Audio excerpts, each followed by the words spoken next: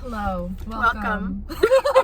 No, wait, let me start again. This is my series I started last year, but picking back up again this year. Car chats, might reword it. Haven't figured that out yet. I like it. Thank you. But anyways, we're just gonna be talking about a bunch of random things. Hope you enjoy it. Oh, did you hear that neck crack? Oh, that was good.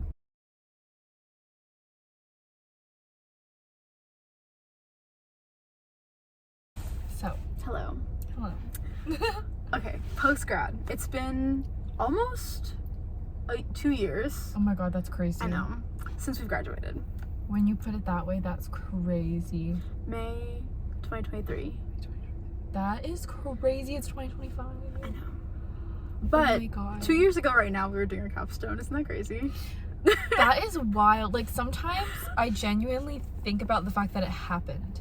Because it was not too long ago, but sometimes I'm just like, my life looks so different now that I'm like, when I think back on our college years, I'm like, that actually happened.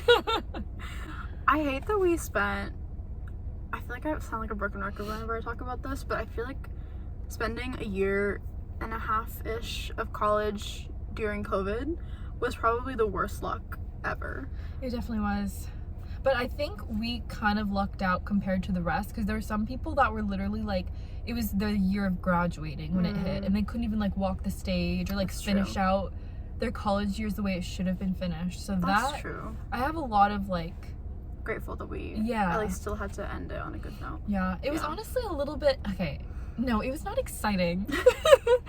But like, I think when it happened, it kind of felt like we were all going through it together. Like, we were still in the dorms. We literally lived like 2 doors down from each other. Yeah. And like, obviously, you know, when everyone caught word of it, we were like, oh my god, we literally have to move out by March. We have to go home. We have to finish out the school year online. And I was like, wait, this is kind of like not ideal, but at least we're going through it together, I suppose. Yeah, it was very weird because I remember that last day, or one of those last days, because we didn't know it was going to be as long as it was in the beginning. At first I was just like, oh, spring break's going to be 2 weeks long. I love that. I know, we were so excited. One of my tests got pushed back because of that, so I was super happy. It's like more time to study. It's perfect. Yes. But I don't know, it was just very weird.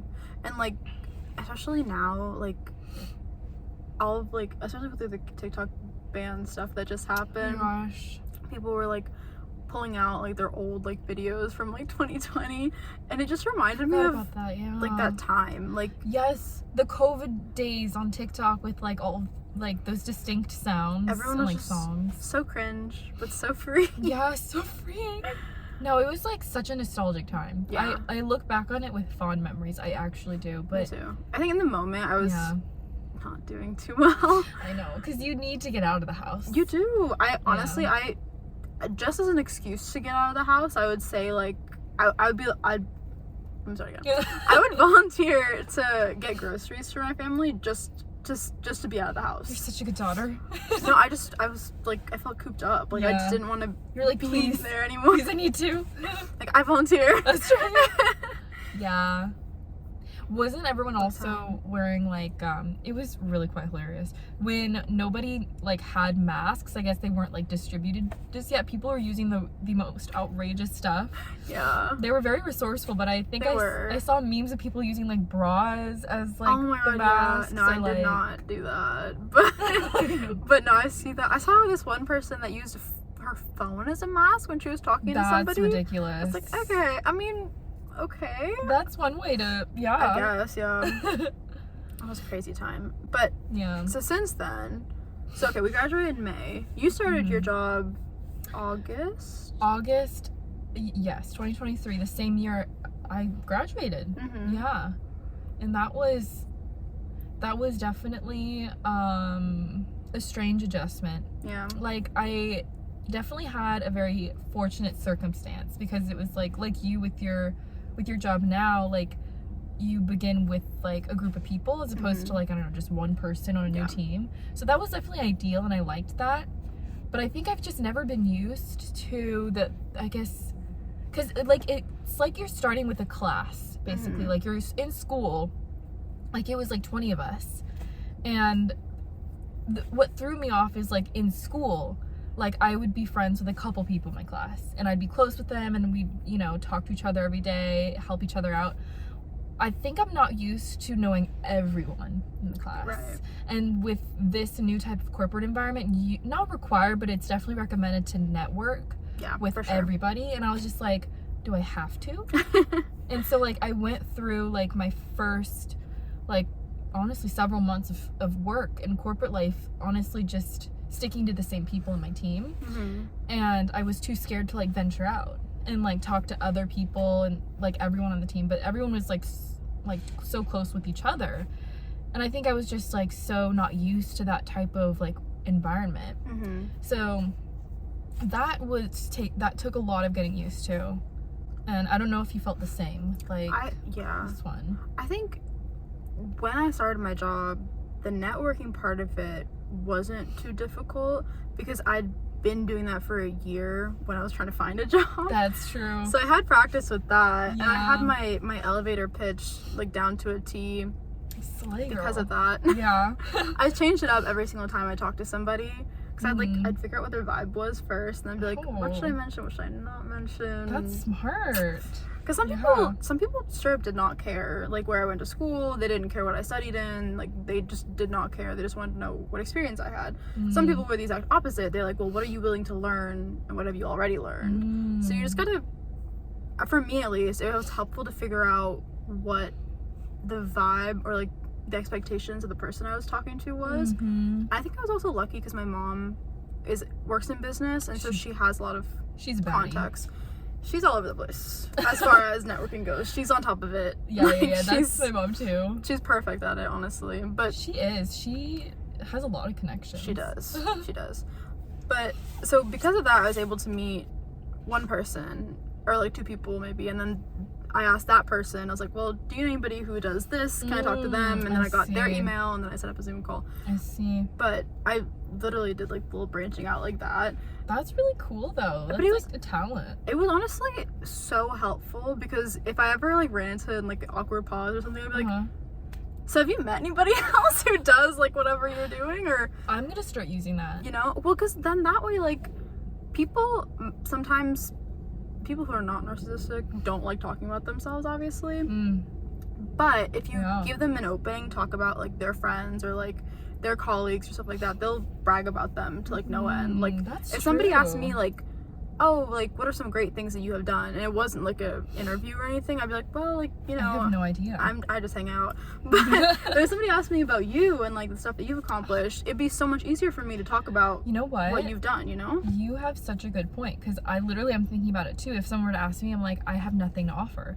But if they were to ask me about you, I'd be like, oh my god, like literally you'd be so lucky to have her on your team. No, that's literally it.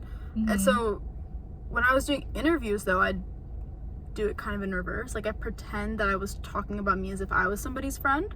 So I'd be like, well, obviously instead of using third person, I'd be like, oh yeah, like, I love learning about X, Y, and Z and you know, whatever it is.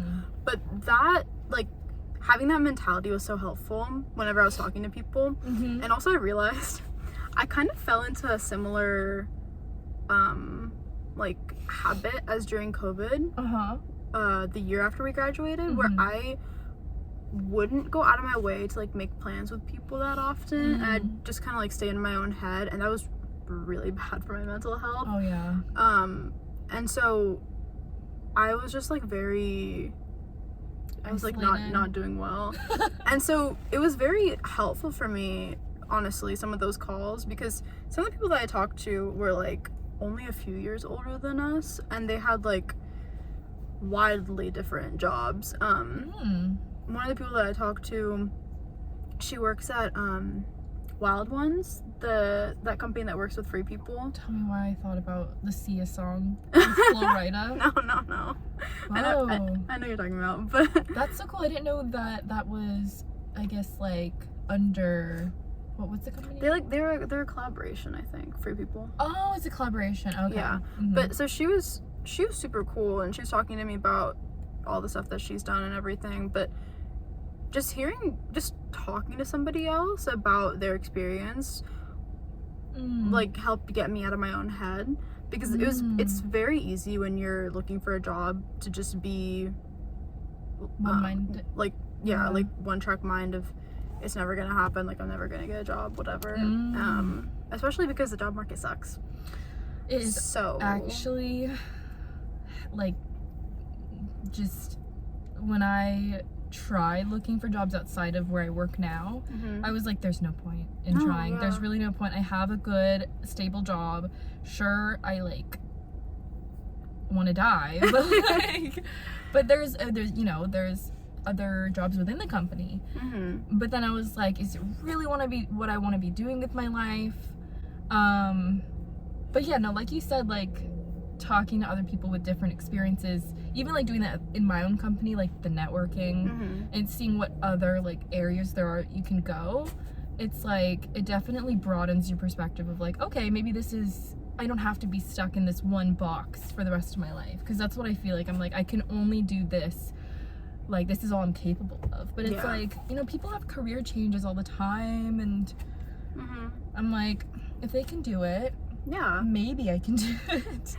No, I went down a rabbit hole on TikTok a while ago of people who like fully rebranded themselves after 30 or something. That's crazy. And that's so eye-opening too, because crazy. like I feel like our whole lives to like figure out what you want to do at like 18 and then stick with that, but you can change what you want to do whenever you want. I think that's one of the things that got to me during COVID. I was on like the pre-med track for the absolute longest time. And during COVID I switched my major to marketing and I went down like the business path instead. And I didn't fully know what I wanted to do at that point. I still don't fully know what I want to do. Literally, like when you go in with marketing, it's like you can do anything. It's hard to pinpoint. No, but I think the one thing that I realized this year, like literally like in the past week, is that like literally yesterday. Yeah, exactly. Had an epiphany. That the one consistent thing about me is that I don't like being tied down to one role. And I realized that there's like pros and cons to that, of course, but I haven't stuck with a role for more than like 2 years. You haven't? Yeah, and like it's not a good or bad thing. I think there's pros and cons to it. But I think at some point I would like to be consistent in whatever I'm doing, but at this point, like I still feel like a kid in the sense that I want to, if someone's like, what do you want to do in the future? I'm like, well, I want to do like all these 10 things. And so now I'm checking off boxes and doing all of them. Or trying to anyway. But it's very weird. Like I shadowed for a pediatrician like right before COVID. You did? Yeah, my pediatrician. You're a pediatrician? Did you just like No, I like had a clipboard just to like, I don't even think I was doing anything with it. Funny. But I would just like walk in with my pediatrician. She'd be like, okay, this is our like pre-med student. She's shadowing me. Like, are you okay with her being in the room? Most of the time they're like, yeah. Some of the time they're like, no, back off. But I'd be like, okay. And I'd just like stand there and I wouldn't talk because I'm not, you know, I just stood there and listened. And then I was a marketing specialist and now I'm doing consulting. You're a jack of all trades. Now my consulting role is more like product owner though. Product management kind of thing? No. Sure. Yeah, that. Just the product owner. Actually, technically I'm a junior product owner. Oh, hell yeah. But yeah, no, so it's very, I like being able to do a bunch of different things. Yeah. Yeah. That's amazing. Like, I think that's the best thing you can do for your career is be very versatile and willing to learn as many different types of roles as you can. And I'm like so proud of you for like it's only been 2 years, almost 2 years since we've graduated. But you've already accomplished so much. And like, I think that's where I find a lot of fatigue in my job is because I've been here this entire time. And I'm like, oh my God, what am I gonna do with my life? But when you have that capability to like move around, that really opens a lot of doors.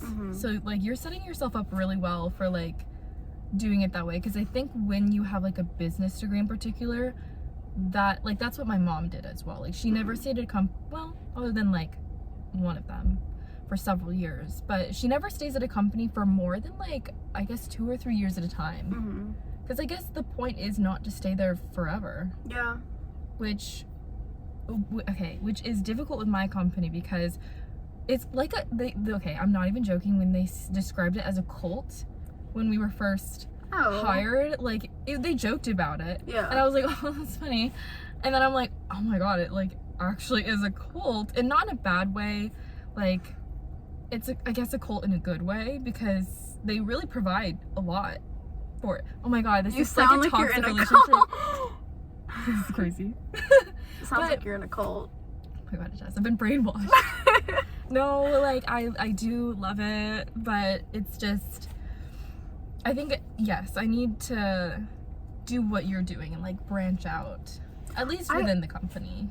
I think that you have a big benefit in, okay, as much as I don't love it, a lot of people hold a lot of value for the name of the company that you are a part of. Like people know the company that you're a part of. I'm not gonna say it on here because privacy. But if I told like a random regular person the company that you work at, they'd recognize that name. They would not recognize my name. Right.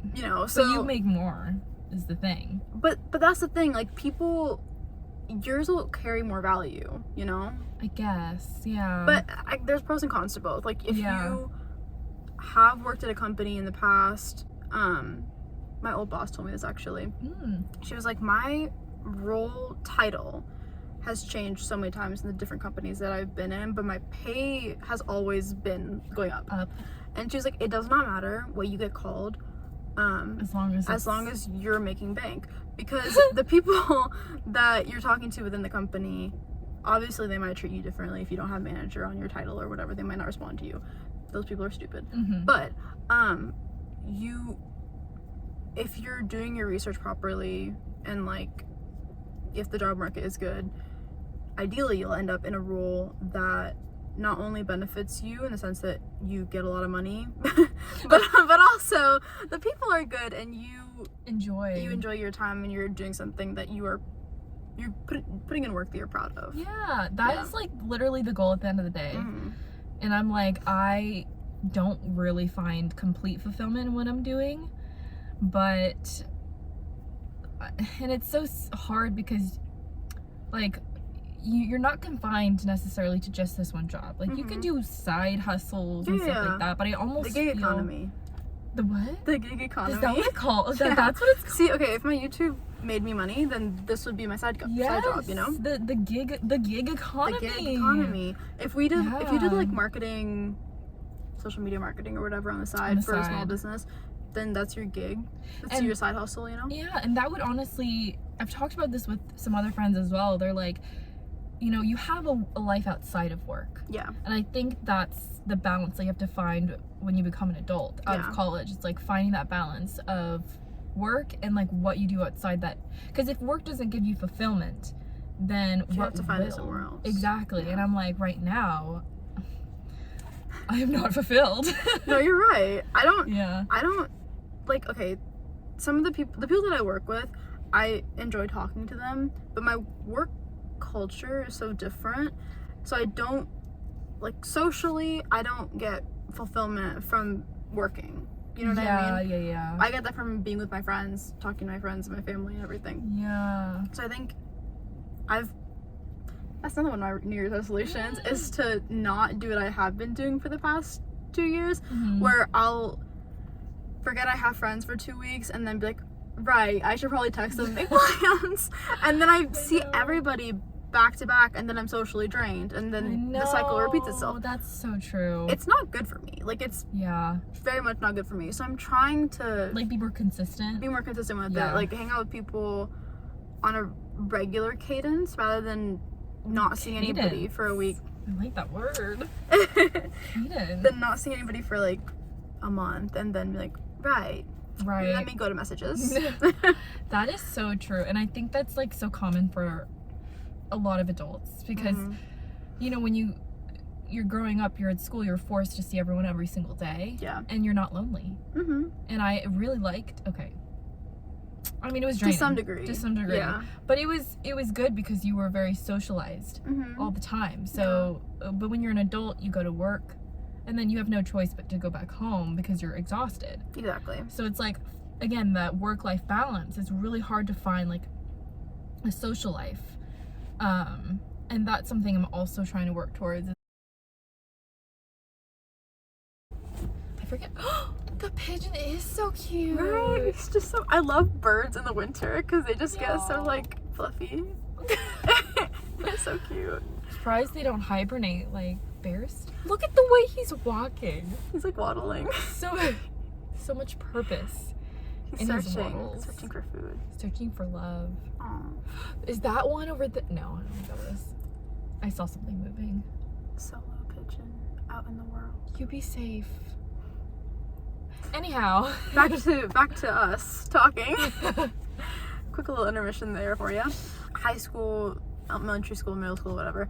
They did well, or that I like kind of miss from that is seeing everybody every single day. Agree. And now that I'm like getting back into watching TV shows and movies and stuff that are like rom-com or like romantic, like coming of age movies, it makes me feel like I didn't have like that like I feel like I didn't live like a enough in high school because I didn't have like a high school boyfriend or relationship that was like, well, first of all, I didn't have one at all. Yeah. But also, like, same. I felt like I missed didn't out. have the experience. Yeah, I feel like we missed out on so many like quintessential like high school experiences that you see in the movies, like going to football games every Friday and like doing all of like the spirit events. I never partook in those because I always felt like I wasn't cool enough to do them, I suppose. Yeah, I don't know. I just feel like the ones that required minimal work, I did. Yeah. Like pajamas to school or whatever, like I'd do that. But I don't know, like the ones that are like wear Hawaiian clothes to school or whatever, like I didn't do that. I feel like either. But I feel like those are the ones that like TV shows pull from. Like they are always like everybody's dressed up, but like no, everyone like gets into it. Only half the people in my school were ever dressed up, and I always used to feel like weird because one time I did dress up. This was like back in freshman year when I was still being dropped off by my mom. Those were the days. I know. She dropped me off and I had been dressed up in something. I think it was pajama day. And nobody else that I saw that was going into school at that time was dressed up. So I was like, oh my god. I'd like be petrified. I didn't bring a change of clothes, like I didn't bring anything, like what am I gonna do? And then I saw one other person wearing pajamas. I was like, God. Okay, I'll go in, it's fine. Even if it's just me and that one guy. We're like this now. Yeah, and that's crazy because I find that now I don't think I'd care. Well, now I know you. That's another thing. I didn't have great friends in high school. Like I had friends, but I didn't have like that steady friend group. Yeah, I didn't have that. I had that in middle school, and then we kind of like all fell apart. No bad blood, well, some, but no real tea. That's a different thing. But no like I hate you so much, like, you know, nothing like super serious. Bad blood, but like I didn't have like a friend group like that in high school, so I didn't have people to like text in the group chat and be like, who's gonna be dressed up as like, that's you know. True, because it's only fun when you do it with people. Yeah. Like, I think that is a good, you know, justification for why we didn't do it, because I think that was me as well. It was one because like I was always like, what's the point in like wearing like a Hawaiian outfit to school for one day? But it's fun. But yeah, then I see a lot of people. It's like the very like close friend groups that do it, and like they take pictures. And I was just like, I always felt like, oh, like whatever. But low key, I was like, oh, I wish that could be me and some friends.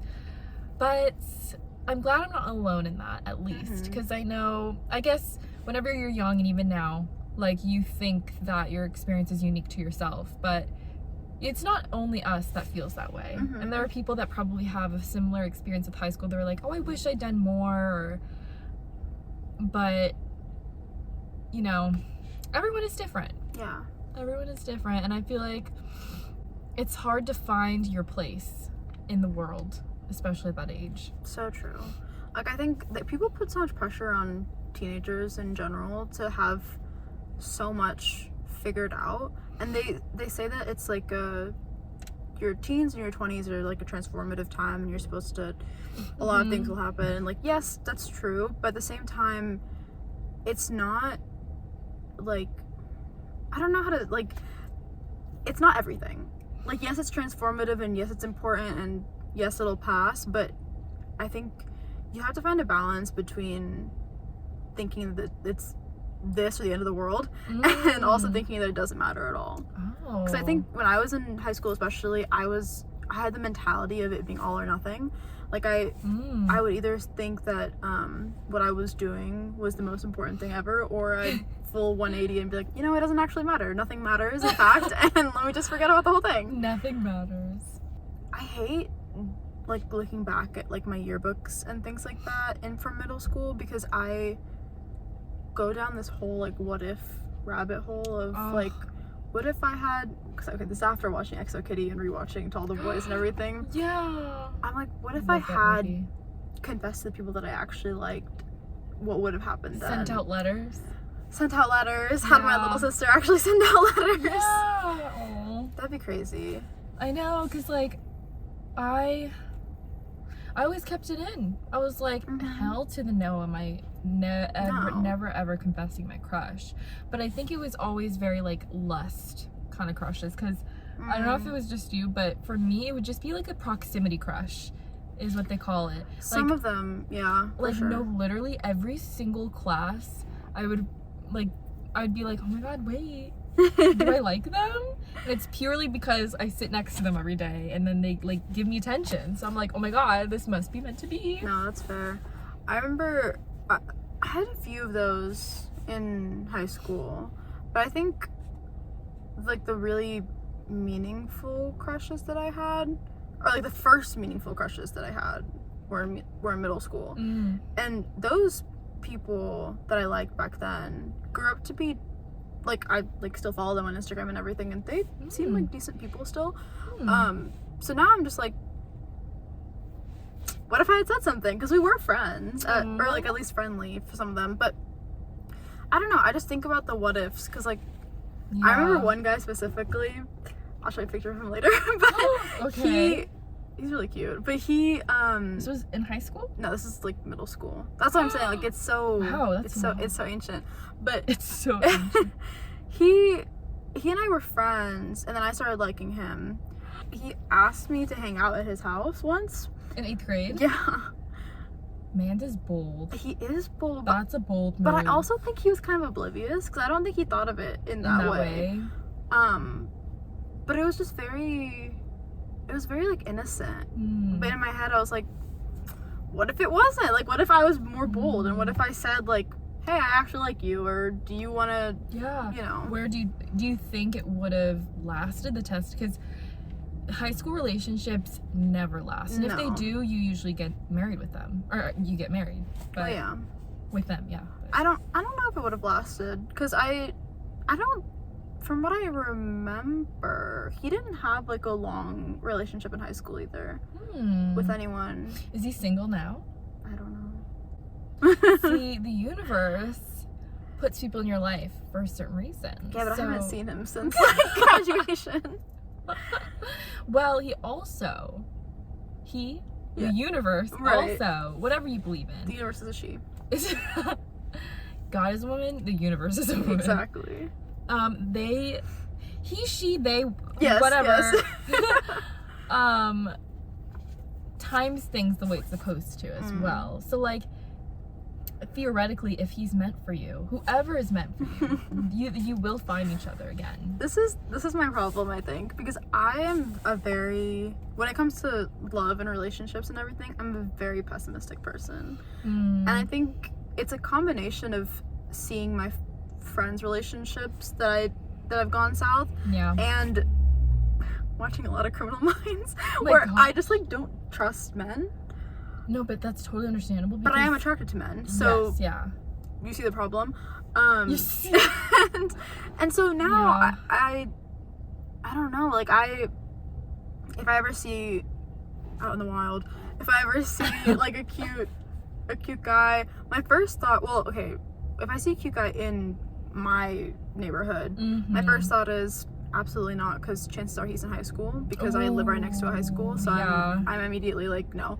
But if I'm anywhere like outside of, you know, The vicinity. like if I'm near my work or somewhere like that and I see somebody cute out and about, my first thought is, or even if I'm like talking to anybody, it's always in the back of my mind that this guy's not being truthful with me, even if he might be. Oh, big time. And that's fully on me. Fully on me. But not even, because time and time again, yeah, it's true. the men, maybe not in our lives per se, for a lot of women, yes. Mm-hmm.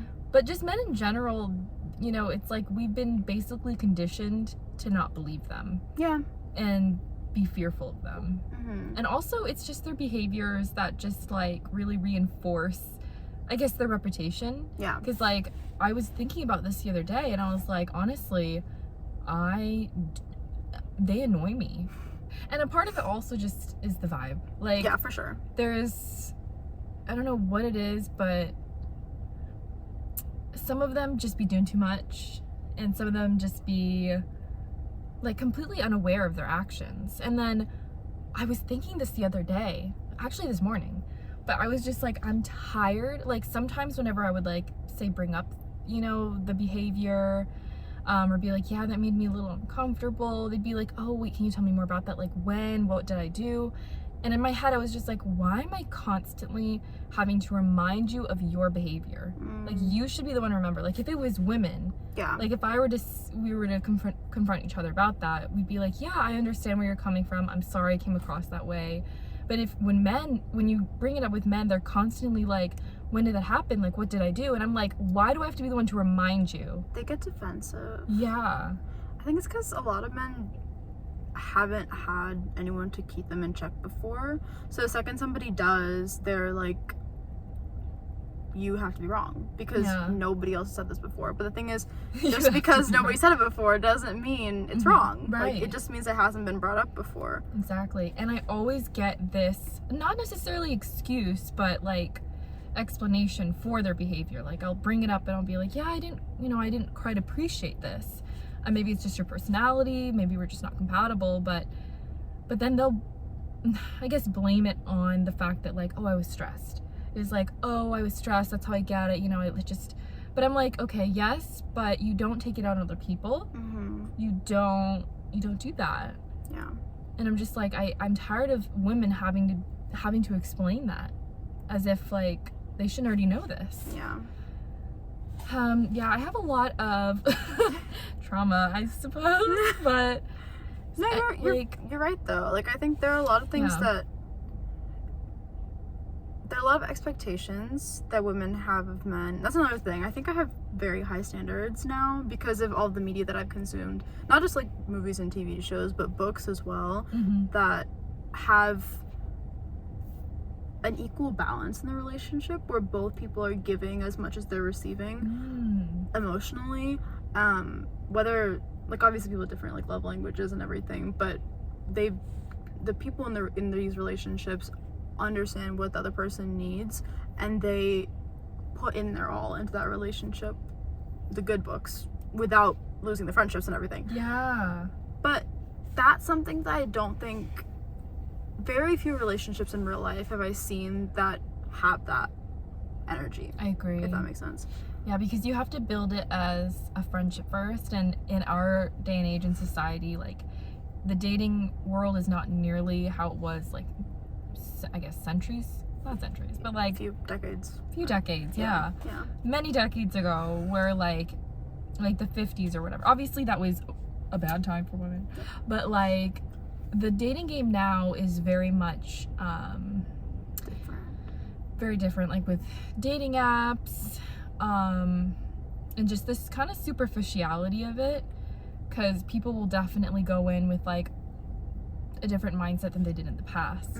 And so, you know, like you were saying, it's very difficult to find that foundation because it's just more common to kind of go in with like a short-term mindset. And obviously there's just so many opportunities also for men to be disloyal, and women can be disloyal too. Yeah. But like, it's just like, I've never heard one woman that hasn't had that experience. Yeah. I think it's also unfair that fictional men and fictional relationships obviously have their ups and downs, but at the end of the day usually end up in a stable, healthy relationship. Because for me, at least, that's my expectations are so high, and if a person doesn't meet that, but this part's on me. Like, if a person doesn't meet that in the first like 5 minutes of me talking to them, I'm like, okay, time to stop. Which is bad, because first impressions, even my first impression on people is not always perfect. Like, that's it's true. You know, it's gonna have its ups and downs and everything, and I think that's, I don't know, I think it's also a fault of, I don't know, society, of like, yeah, you can't have it both ways. Like, you can't have high expectations and have reality. I don't know what I'm trying to say, actually. I think I get, yeah, like expect perfection, I suppose.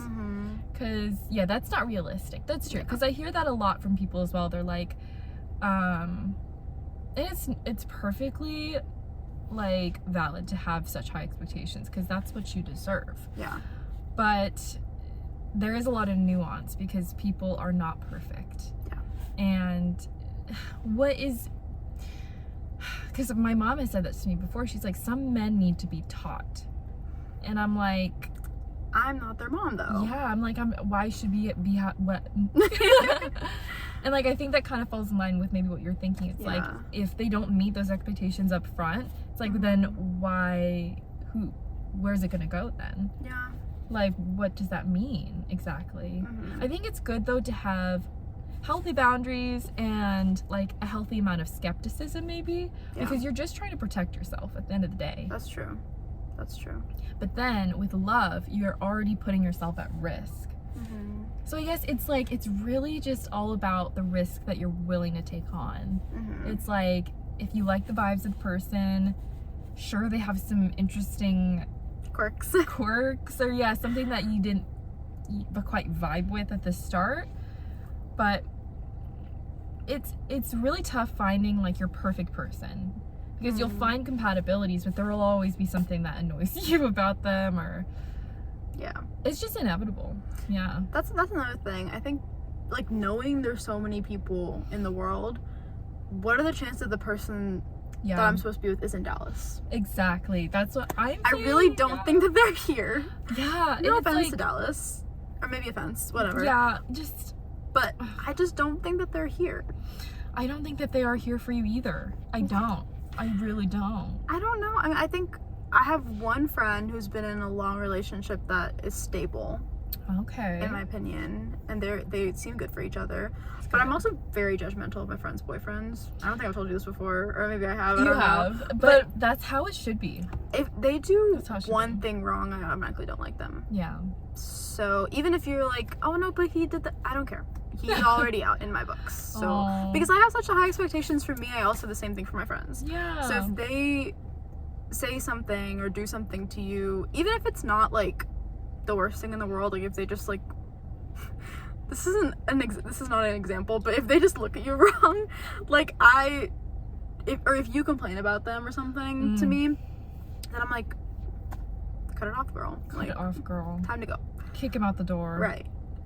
Yeah, no, that's a good friend. That is what a friend should do. And it's like, it is difficult, but at the same time, I'm not always gonna, I'll tell him I don't like him, but I'm not gonna tell you to break up with him, because it's not my place, it's your relationship.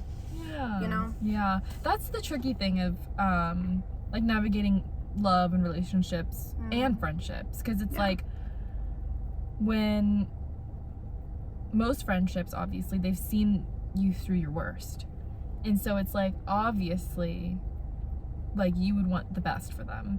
And so it's a difficult balance to find of, like, this is their life, they have to learn on their own, or like, I want to support them, but obviously, you know, you don't have to approve. Yeah. Because, like, obviously, who would? Like, if, you know, anyone hurt my best friends, I'd be like, get out. It's time for you to go.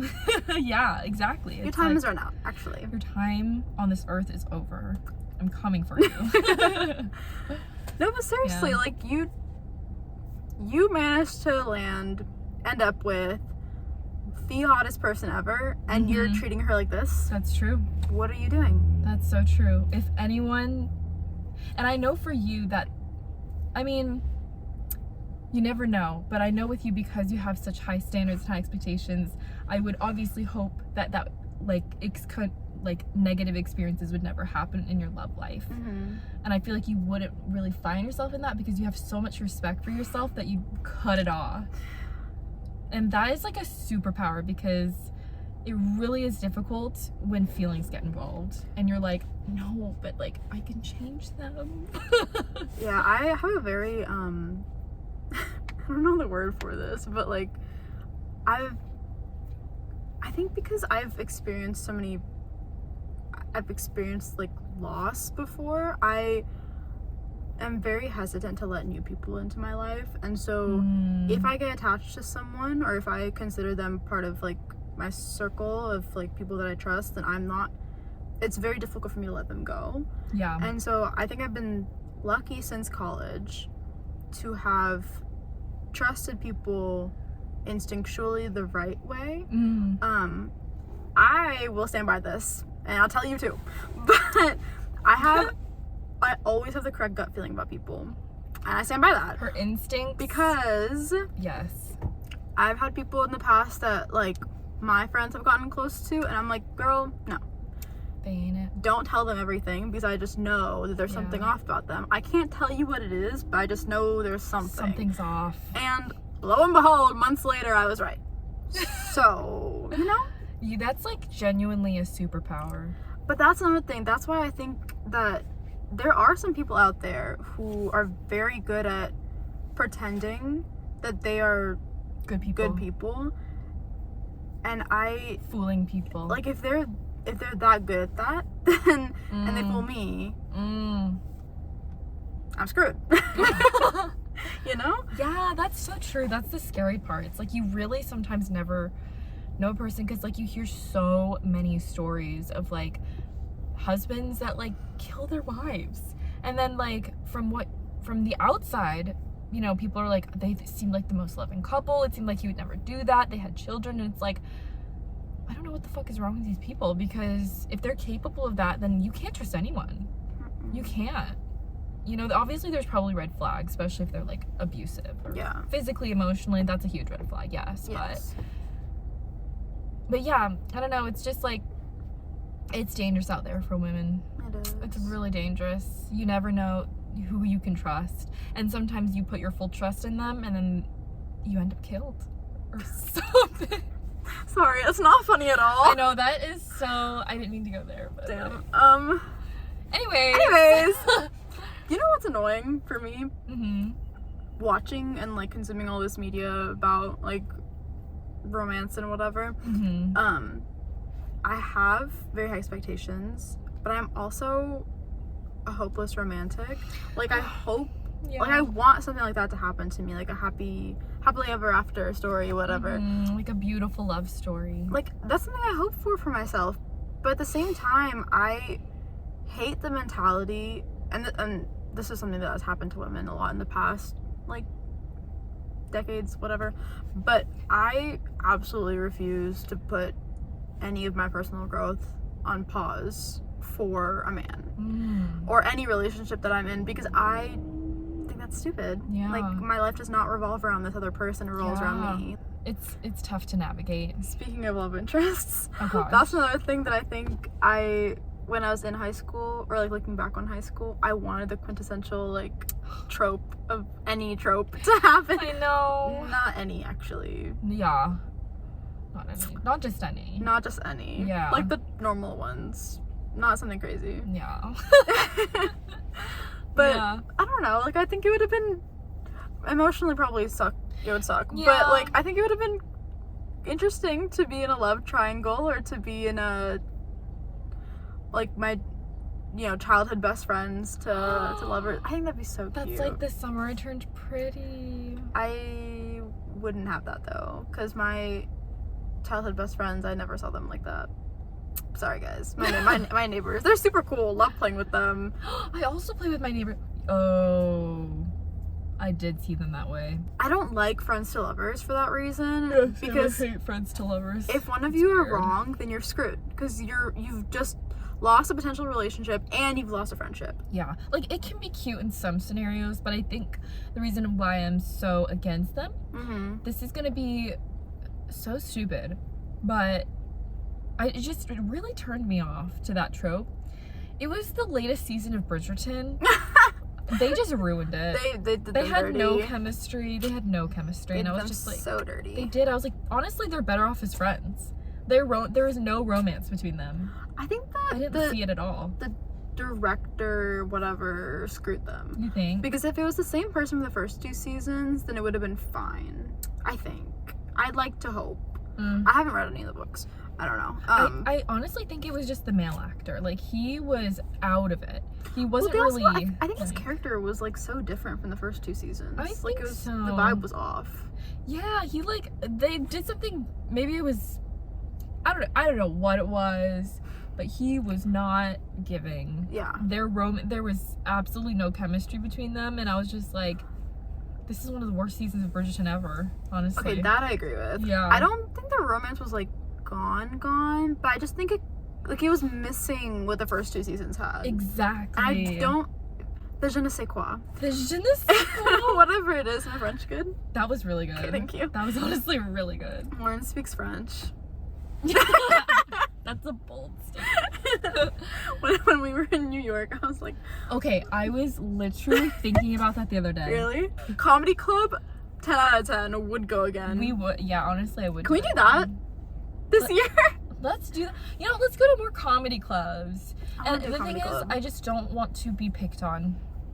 We didn't pick where we sat, and they put us in the front. They did, and I just knew I we would be I there. was in denial. You were like, we're gonna get called and they're gonna say something. I was like, Really? they're not Yeah, gonna say anything. It's seriously. fine. I was wrong. We were right in their line of vision. We were terrible too. Right. Talking in British accents. Okay, to be fair, we had been doing this all day. Yeah. We were talking the whole in trip. British accents at the comedy club while we were waiting for them to get set up. We were like ordering our food and our drinks and stuff. You realize Coincidentally, there was a British person right next to us. he fully heard our whole conversation. Yeah, and I think he was cute too. I think so. Listen, But I think British people deserve to be made fun of. Oops. that's hilarious. And like, it's not even In like the sense that. in the sense Well, okay, sorry. It's not Historically even- speaking, though, they kind of sucked.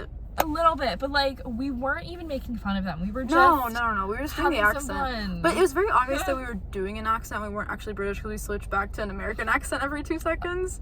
Oh yeah, I forgot about that. Whenever we forgot to do the accent. I know, we didn't really commit to the British. We didn't commit to the British.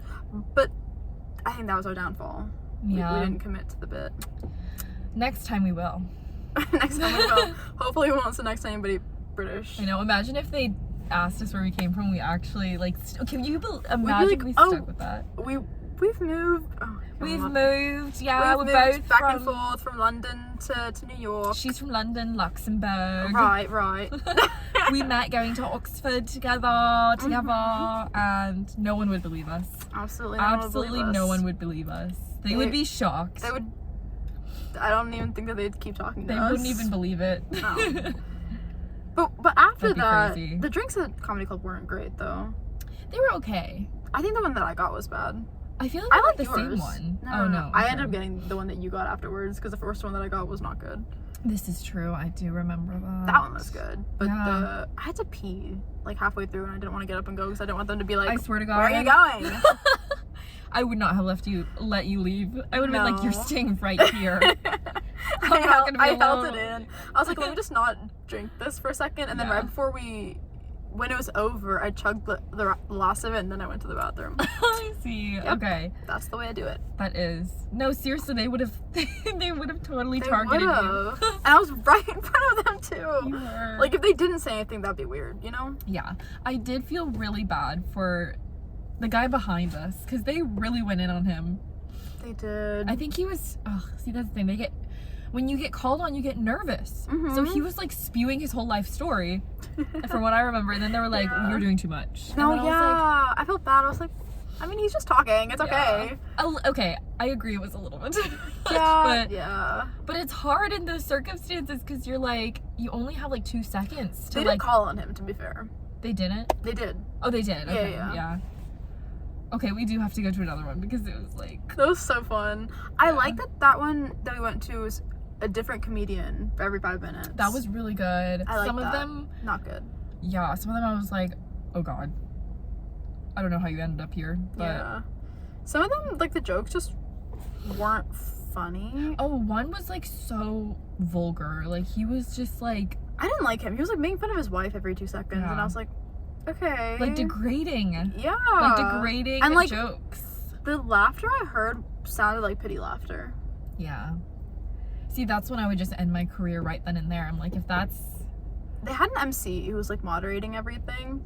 He's famous. And then when the guy that was like doing terrible, when he was done, he was like, okay, and next. And when usually he would like riff with them for a little bit and then he'd go to the next person. That's right. He didn't riff with this guy at all. He was just like, okay, good job, next one. I totally forgot about that. I didn't even know. Yeah. Wait. That's why I was like, that is... So you're universally not good at this. Ooh, that's when you know. Yeah, the person's actually good at that job saying that you're not Yeah. Okay, which guy was it? Like, I can't even remember now. I don't remember any of their names. Yeah.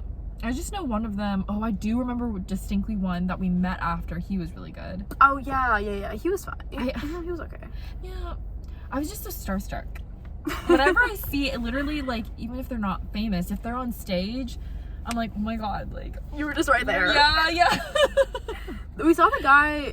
We saw the the MC guy afterwards, too. He was super cool. He was really cool. Yeah, he was like, you guys have a ride, you're safe. Yeah, well, because he was leaving, and we were waiting... We texted our friend that we were meeting up with in New York. We were like, hey, like, where are you, you know? And we're waiting for him to respond, right? Yes. That's when he came outside the MC, and he was like, you guys need a ride? Like, are you good? We're like, we're good, thank you. You were great, bye. I know, that's all I could ever say and think of in the moment. You were so good. He was really cool, though. I liked him. Yeah. This has been us talking. We hope you enjoyed. And I'm gonna do more of these with different people. Lauren will come back, I'm sure. Yes. It's like a mini podcast. I know. That's what I want it to be. That's the vibe I'm going for. I like it. But like car podcast. Maybe I'll brand it. I'll call it something. Yeah, because I like car chats, but what's another like what is it called? Alliteration. Car that we chats. could use, like TED Talk. That's a good one. It's taken. I know. I'll think of something. We'll brainstorm. Yeah, we'll brainstorm. But stay tuned for more of these in the future. Hopefully, not promising any kind of cadence, because Car cadence. Car cadence. That's I don't know about that one. Anyways, we'll see you later. Bye. Bye.